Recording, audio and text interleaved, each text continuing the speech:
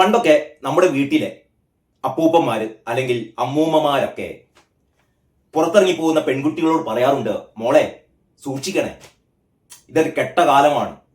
പോകുന്ന വഴിയിൽ കണ്ണും കലാശവുമൊക്കെ ആയിട്ട് ആണുങ്ങൾ ഉണ്ടാവും, സൂക്ഷിക്കണം. ഇല വന്ന് മുള്ളിൽ വീണാലും മുള്ളു വന്ന് ഇലയിൽ വീണാലും ഇലക്കാണ് തകരാറ്, മോളെ സൂക്ഷിക്കണേ എന്ന് പറഞ്ഞാലും തീരില്ല അവർക്ക്.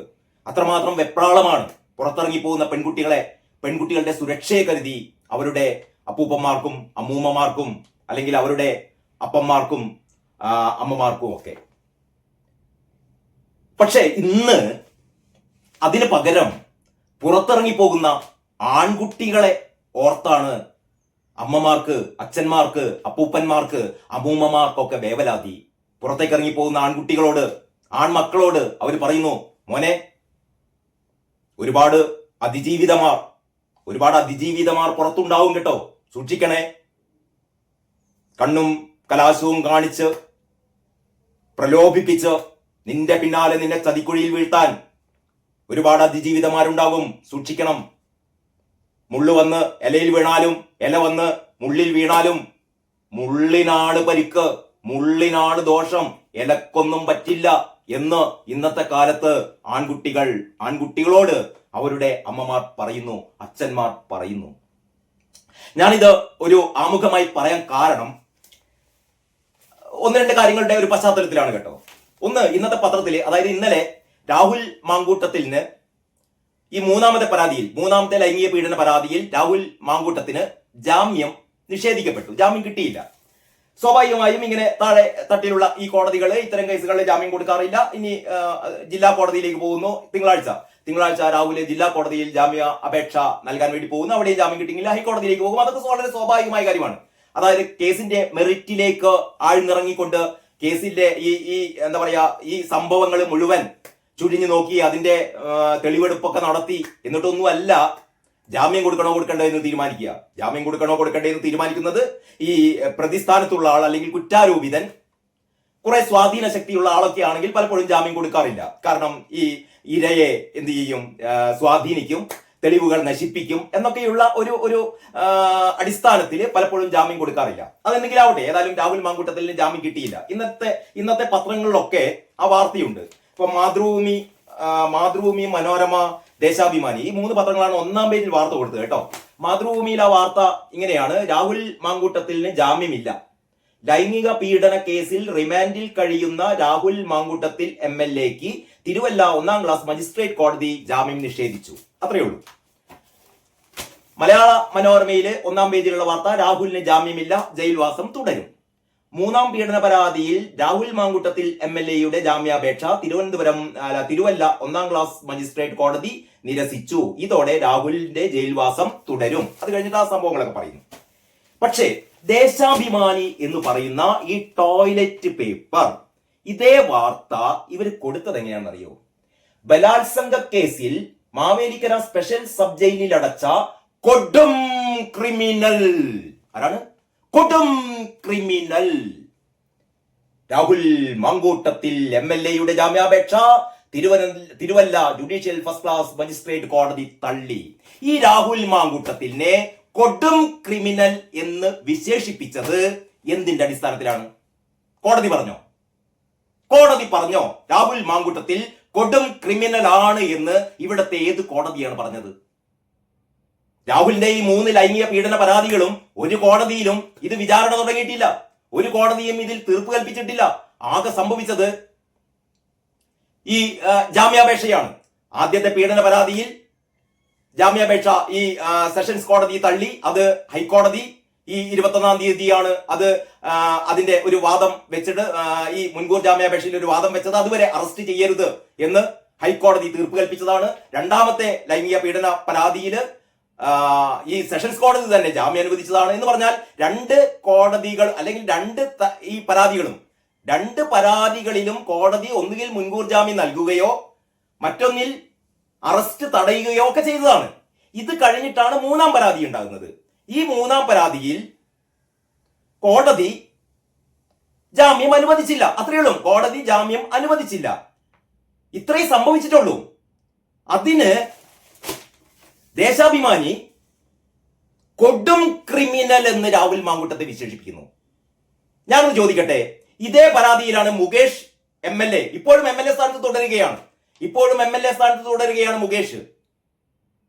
ഇതേ ലൈംഗിക പീഡന പരാതി നേരിട്ടവരാണ് ഈ മന്ത്രിസഭയിലുള്ള നമ്മുടെ ഗണേഷ്, ട്രാൻസ്പോർട്ട് വകുപ്പ് മന്ത്രി ഗണേഷ് കുമാർ, മുഖ്യമന്ത്രിയുടെ മരുമകൻ PM മുഹമ്മദ് റിയാസിനെതിരായ ലൈംഗിക പീഡന പരാതി കോഴിക്കോട്ട് കുടുംബ കോടതിയിൽ വന്നിരുന്നു. റിയാസിന്റെ മുൻ ഭാര്യ നടുക്കുന്ന തരത്തിലുള്ള സ്ത്രീ പീഡന പരാതിയായിരുന്നു. കുനിച്ചു നിർത്തി കൂമ്മിലിട്ടിടിക്കും, നിന്നെക്കാളും നല്ല പെണ്ണുങ്ങളെ എനിക്ക് പാളയത്ത് പോയാൽ 50 രൂപക്ക് കിട്ടുമടി എന്ന് പറഞ്ഞ് അവഹേളിക്കും. ഇങ്ങനെ സ്ത്രീ പീഡനത്തിന്റെ അങ്ങേ തല. ഇത് പത്രങ്ങളിൽ വന്ന വാർത്തയല്ല, ഇത് ആ സ്ത്രീ, ആ പീഡനത്തിനിരയായ മുഹമ്മദ് റിയാസിന്റെ ആദ്യ ഭാര്യ കുടുംബ കോടതിയിൽ നൽകിയ പരാതിയാണ്. അത് അവസാനം സെറ്റിൽമെന്റിലെത്തി.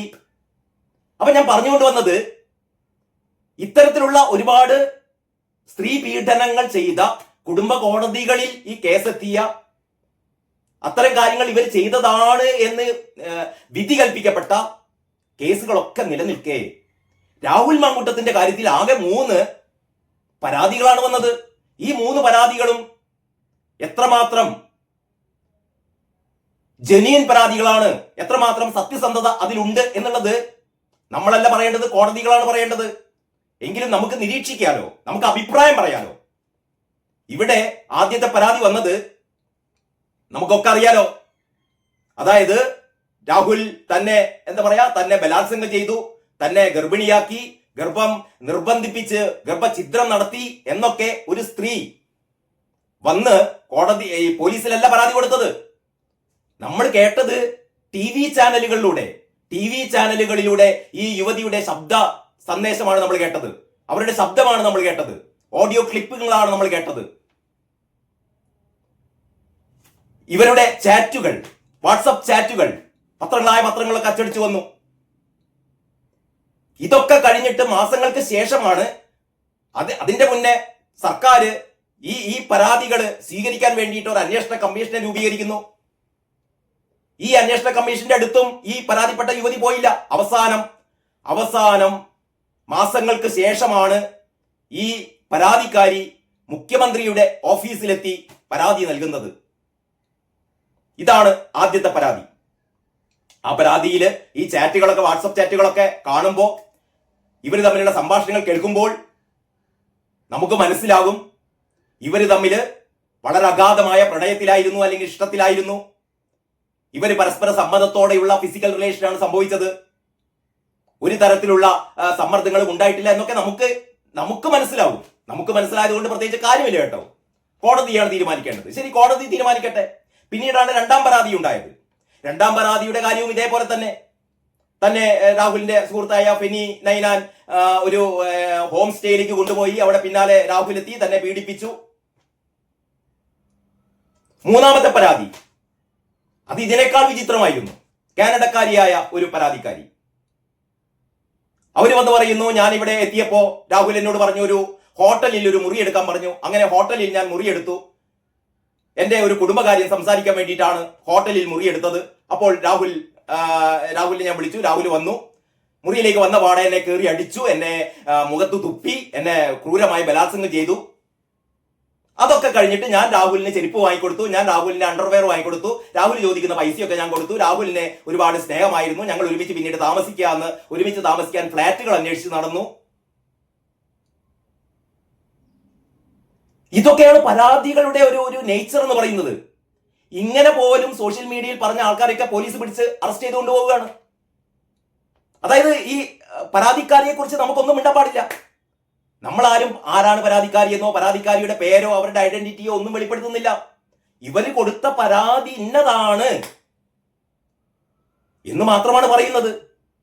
അപ്പൊ ഞാനിത് പറഞ്ഞുകൊണ്ട് വരുന്നത് എന്താന്ന് വെച്ചാൽ, ഇപ്പൊ രാഹുൽ മാങ്കൂട്ടം എന്ന് പറയുന്ന കോൺഗ്രസിലെ വളരെ പ്രോമിസിംഗ് ആയ, ഒരുപക്ഷെ ഭാവിയിലെ മുഖ്യമന്ത്രി വരെ ആവാൻ സാധ്യതയുള്ള അത്തരത്തിൽപ്പെട്ട ഒരു യുവ നേതാവിനെ ഇല്ലാതാക്കാൻ അയാളുടെ രാഷ്ട്രീയ ഭാവി തകർക്കാൻ കരുതിക്കൂട്ടി അദ്ദേഹത്തിന്റെ ഗ്രൂപ്പുകാരും അദ്ദേഹത്തിന്റെ പാർട്ടിക്കാരും എതിർ പാർട്ടിക്കാരും ചേർന്ന് നടത്തിയ ഗൂഢാലോചനയാണ് ഇതിന് പിന്നിലെന്ന് സ്വാഭാവികമായും പലരും സംശയിക്കുന്നു.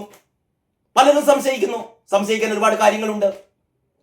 അപ്പോൾ ഈ വക കാര്യങ്ങളൊക്കെ കോടതി തീരുമാനിക്കട്ടെ. അങ്ങനെയാണല്ലോ നമ്മളൊരു ജനാധിപത്യ നീതിന്യായ സംവിധാനങ്ങളുടെ ഒരു നാട്ടിലാണ് ജീവിക്കുന്നത്. ഞാനോ നിങ്ങളോ നമ്മളോ പത്രങ്ങളോ സോഷ്യൽ മീഡിയയോ ഈ TV ചാനലുകളോ മാധ്യമ പ്രവർത്തകരോ ഒന്നുമല്ല വിധി പറയേണ്ടത്. വിധി പറയേണ്ടത് കോടതികളാണ്. അപ്പോഴാണ് ദേശാഭിമാനി പത്രം പറയുന്നത്, ബലാത്സംഗ കേസിൽ മാവേലിക്കര സ്പെഷ്യൽ സബ് ജയിലിൽ അടച്ച ഇത് വിധി പ്രഖ്യാപിച്ച ശേഷം അടച്ചതൊന്നല്ല കേട്ടോ. ഒരു പരാതി കിട്ടിയതിന്റെ അടിസ്ഥാനത്തിൽ അറസ്റ്റിന് പിന്നിലും കൂടി ഉണ്ടായിരുന്നു ഏറ്റവും വലിയ ഒരു ശരിയല്ലായ്മ. അതായത് രാഹുൽ മാങ്കൂട്ടത്തിൽ ഒരു കേസിൽ മുൻകൂർ ജാമ്യം നേടി, മറ്റൊരു കേസിൽ കോടതി അറസ്റ്റ് തടഞ്ഞു. ഇങ്ങനെയുള്ള ഒരാൾ സ്വാഭാവികമായും പോലീസ് വിളിപ്പിക്കുമ്പോൾ അന്വേഷണത്തിന് എത്താൻ ബാധ്യസ്ഥനാണ്. അതാണല്ലോ ഒരു മുൻകൂർ ജാമ്യം നൽകുക എന്ന് പറഞ്ഞാൽ അതിന്റെ അർത്ഥം എപ്പോൾ പോലീസ് വിളിക്കുന്നുവോ അപ്പോൾ നിങ്ങൾ പോലീസിന് മുന്നിൽ ഹാജരാകും. അങ്ങനെ എപ്പോൾ വേണമെങ്കിലും പോലീസ് വിളിച്ചാൽ പോലീസിന്റെ മുന്നിൽ ഹാജരാവാൻ തയ്യാറുള്ള രാഹുൽ മാങ്കൂട്ടത്തിലിനെ മൂന്നാമതൊരു പരാതി കിട്ടിയപ്പോൾ പാതിരാത്രി അദ്ദേഹം ഉറങ്ങിക്കിടക്കുന്ന ഹോട്ടൽ മുറി 10-30 പോലീസുകാർ ചേർന്ന് ചട്ടപ്പട്ട കയറി വാതിലടിച്ച്, തകർത്തിട്ടൊന്നുമില്ല കേട്ടോ, വാതിൽ മുട്ടി രാഹുലിനെ വിളിച്ചു, പാതിരാത്രി പൊക്കിക്കൊണ്ടുപോവുകയാണ്.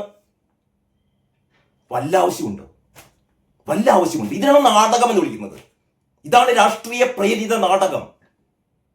ഇതൊക്കെ പഴയ പോലെയല്ല. ജനങ്ങൾക്ക് മനസ്സിലായി വളരെ കൃത്യമായി ഗൂഢാലോചനത്തിന്റെ പിന്നിലുണ്ടെന്ന് ജനങ്ങൾക്ക് മനസ്സിലാവുന്നു.